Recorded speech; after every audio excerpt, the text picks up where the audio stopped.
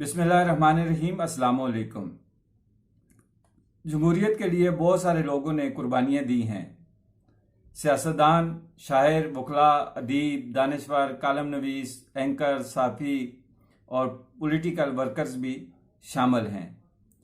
लेकिन सियासतदानों के मफाद अना लापरवाही की वजह से 1947 में जमहूरियत को पोलियो ने टांगों से मफलूज कर दिया था, जिसकी वजह से जमहूरियत ढोल की मानद है और ढोल सियासतदानों के गले में डाल दिया जाता है। बदकिस्मती से बजाता कोई और है। अवाम सिर्फ भांगड़ा डालती है, चाहे वो खुशी को या गम का। पाकिस्तान की मैशत, सियासत, जमहूरियत, हत्ता के अदालतें भी जुगाड़ पर चलाई जाती हैं। पाकिस्तान की तमाम बड़ी सियासी जमातों को जुगाड़ के ज़रिए मुख्तलिफ सियासी पार्टियों में तकसीम किया जाता है और फिर अपनी मर्ज़ी के मुताबिक इन पार्टियों को इस्तेमाल भी किया जाता है। तो जनाब, IMF ने दोबारा पाकिस्तान में अपने पंजे जमा लिए हैं। पेट्रोल बम के बाद बिजली बम, जरी बम, न जाने और कितने बम अवाम पर गिराए जाएंगे, जिसकी वजह से इशराफिया महफूज और गरीब खुदकशियां करेंगे, गुर्दे और बच्चे भी फरोख्त करेंगे। मिनी बजट की भी आमद है और इलेक्शन जो है वो भी अपनी मुकर्रर तारीख पर मुनक्कद होने जा रहे हैं। आया इस इलेक्शन में जो निगरान सेटअप बनेगा वो IMF की मर्जी के मुताबिक बनेगा या PDM हुकूमत अपनी मर्जी के मुताबिक बनाएगी। ये चीज़ें भी जो है गौर तलब हैं और चंद दिनों तक जो है इसकी असलियत अवाम पर वज़ह हो जाएगी। लेकिन बात यह है कि इतनी महंगाई करने के बाद PDM की हुकूमत, जिसकी जो है ना नुमाइंदगी वज़ीर आज़म शहबाज शरीफ कर रहे हैं और जो तनकीद है वो भी नून लीग पर हो रही है, तो ये अवाम के पास अपना क्या बयानिया लेके जाएंगे और इस बयानिए को अवाम कबूल करने के लिए तैयार है। और अभी तो जो नून लीग का बयानिया है महंगाई का, उस पर तो अवाम अपना रद्द-ए-अमल दे रही है और कबूल करने के लिए बिल्कुल भी तैयार नहीं है कि महंगाई जो है ना वो IMF की वजह से हो रही है। उसकी वजह यह है कि IMF से जो कर्जा लिया जाता है वो आम शहरी अवाम पर खर्च नहीं किया जाता, बल्कि उसका फ़ायदा अशराफिया को होता है, टेक्नोक्रेट्स को होता है, ब्यूरोक्रेट्स को होता है और उन लोगों को फ़ायदा होता है जो इस वक्त सरकारी मुलाजमीन हैं और ऑन ड्यूटी हैं और रिटायर्ड लोग जो हैं, वो फ़ायदा, वो कर्जा उनके लिए लिया जाता है। उनकी पेंशनें, उनकी तनख्वाहें, उनकी मराद के लिए लिया जाता है। इस IMF के कर्जे से गरीब अवाम को रिलीफ नहीं मिलता, बल्कि गरीब अवाम पे ये मज़ीद बोझ बढ़ जाता है और अवाम जो है वो इस पे एग्री नहीं होती कि IMF से कर्जा लिया जाए। लेकिन जो हुकूमत वक्त होती है वो अपने टेनोर के लिए मज़ीद अवाम पर बोझ डालती है। वो अपनी मर्जी से कर्जे लेती है, अवाम की मर्जी से कर्जे नहीं लिए जाते। अवाम IMF से जितने भी कर्जे लिए गए हैं या जितने कर्ज लिए जाते हैं उनकी मुखालफत करती है, क्योंकि अवाम को पता है कि इसका फ़ायदा अवाम को नहीं मिलना। ठीक है, ये अवाम पे बोझ बन जाता है। जो उनको यूटिलिटीज़ बिल, टैक्सेस की सूरत में अवाम को बर्दाश्त करना पड़ता है और बर्दाश्त की भी एक हद होती है। लेकिन मौजूदा हुकूमत ने जो अपना मुल्क को और डिफ़ॉल्ट होने से बचाया है और अपनी सियासत को दांव पर लगा दिए, तो इसका फ़ायदा जो है वो अवाम को नहीं हुआ और अवाम में बहुत महंगाई की वजह से मौजूदा हुकूमत के ख़िलाफ़ गुस्सा पाया जाता है। कि जी ये गुस्से और अवाम का गुस्सा बजा भी है कि सैलरी वहाँ पे है। हालांकि गवर्नमेंट ने ऐलान किया है तनख्वाहें बढ़ाने का, लेकिन तनख्वाहें मुख्तलिफ अदारे नहीं बढ़ा रहे और वही तनख्वाहें हैं और महंगाई जो है वो अरूज पे है।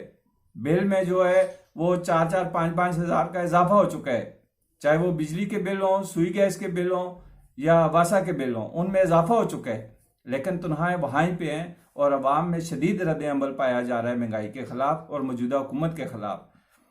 तो ये जो वजूहात हैं, इनकी वजह से जो है ना इलेक्शन का रिजल्ट क्या आना है ये वक्त बताएगा, क्योंकि अवाम जो सड़कों पे नहीं आ रही और खामोश बैठी हुई है, तो जाहिर बात है कि अवाम ने अपने वोट से फैसला करना है और अवाम को अपने वोट का फैसला करना भी चाहिए और अपने वोट का सही फैसला करना चाहिए। IMF के चक्रों में जो है ना अवाम को अपना फैसला नहीं करना चाहिए। IMF जो है वो जो IMF की वजह से महंगाई हुई है वो बहुत खतरनाक है और जो निगरान सेटअप है अगर वो भी IMF को हुआ तो फिर अवाम के लिए और मुश्किलात बढ़ जाएंगी। दूसरी बात यह है कि 20 साल जो प्रोजेक्ट इमरान खान था वो अपने इब्तदाई 5 सालों में ज़मीन बोस हो गया है।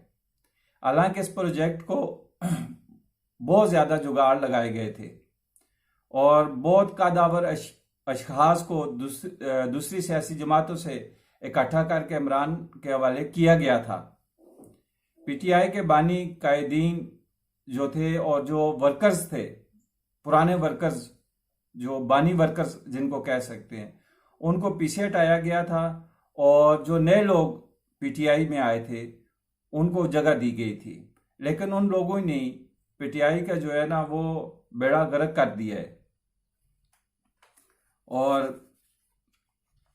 PTI में ऐसी नकब लगाई है जिससे तरीन ग्रुप निकला, यानी कि तरीन साहब ने अपनी वो चलाई थी, क्या नाम है, ट्रेन चलाई थी जो कि आजकल स्टेशन पे खड़ी है। शायद उसके इंजन में फॉल्ट हो गया है और वो अभी तक फॉल्ट दूर नहीं हुआ, स्टिल अपने स्टेशन पे खड़ी है, अभी कोई उसमें मूविंग नहीं हो रही। जो सवारियां बैठी हुई हैं उनका भी अभी कंफर्म नहीं हो रहा कि वो सवारियां जंगीर तरीन की ट्रेन से उतर गई हैं या अभी तक जो है ना वो ट्रेन में बैठी हुई हैं। लेकिन उसके फौरी बाद जो नकब लगाई गई है और जो इमरान खान के लिए एक अनएक्सपेक्टेड काम था वो ये था कि परवेज़ खटक साहब और महमूद खान साहब जो साबका वज़राए आला KP के और साबका वज़ीर आला बुज़दार पंजाब के जो थे, इन्होंने तहरीक इंसाफ को खैरबाद किया और परवेज़ खटक ने जो है ना वो PTI की अहम विकेटें उड़ा के रख दी और तकरीबन जो है ना KP के से PTI का उसने खटक साहब ने सफाया कर दिया और तहरीक इंसाफ के नाम पर भी उसने जो है ना जो टाइटल था तहरीक इंसाफ का उस पर भी वो कब्जा कर दिया और सिर्फ पार्लियामेंटेरियन का लफ्ज़ किया इस्तेमाल किया और बाकी वो जो है ना सब कुछ ले उड़ा है। परवेज़ खटक जो है वो एक मंझा हुआ सियासतदान है।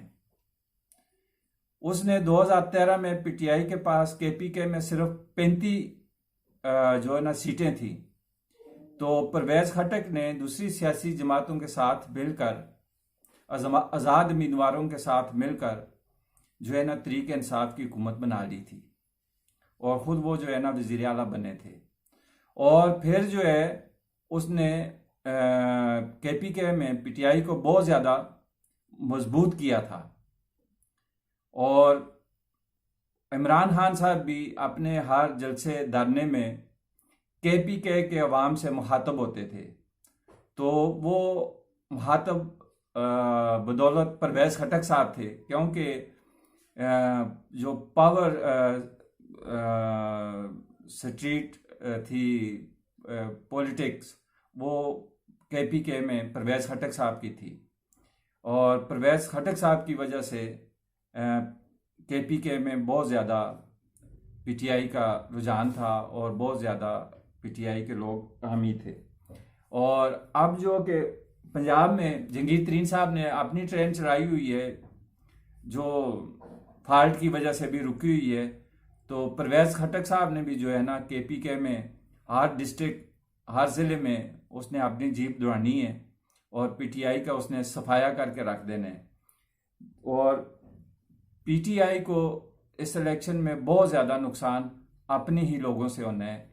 और दूसरी अहम बात जो है वो ये है कि अभी मज़ीद PTI में से एक सियासी पार्टी निकलनी है और उसकी नुमाइंदगी जो है ना 2 लोगों ने करनी है। एक तो शाह महमूद कुरैशी साहब हैं, दूसरा असद उमर साहब हैं। लेकिन ये अभी इंतज़ार में है कि अगर इमरान खान की गिरफ्तारी के बाद PTI परवेज़ इलाही के पास चली जाती है तो फिर ये लोग अपनी सियासी पार्टी लाजमी बनाएंगे।